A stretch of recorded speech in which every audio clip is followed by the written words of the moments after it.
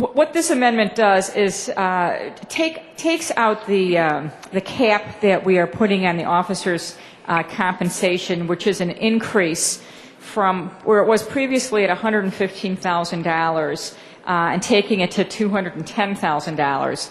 I am, however, in favor of the entrepreneurial credit, and that's why I'm only having this amendment to take care of that.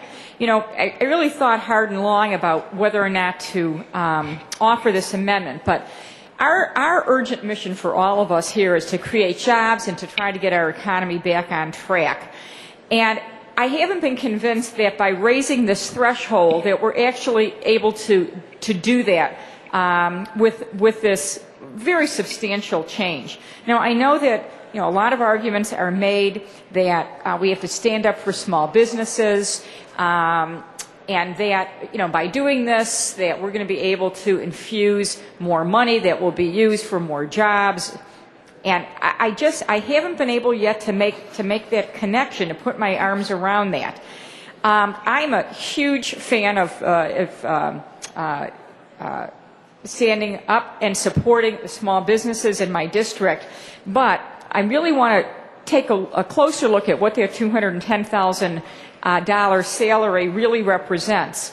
That's over $60,000 more than the average CEO salary in Michigan, according to recently the Bureau of Labor Statistics.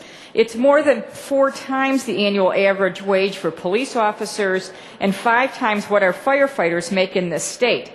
It's a salary that is enough to put 4 teachers to work in our schools or pay 4 nurses to staff our hospitals and help our sick. And it's 10 times what those living in poverty make. Now, I still think $180,000 compensation is something that probably all of us could live on.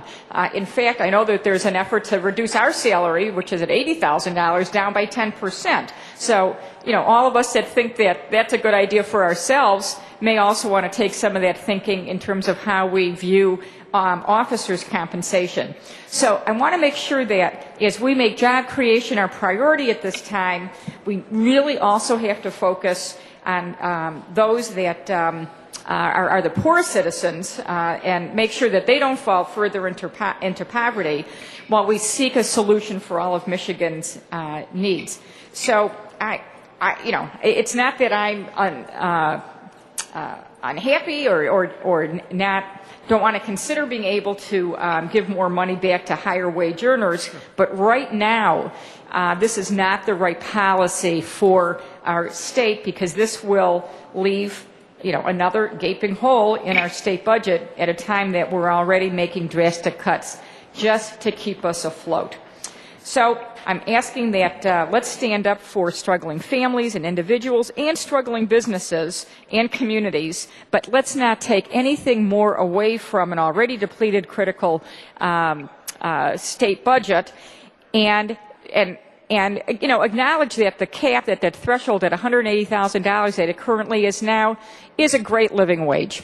And I ask that my remarks be used as probably my no vote explanation later on for this bill. Thank you.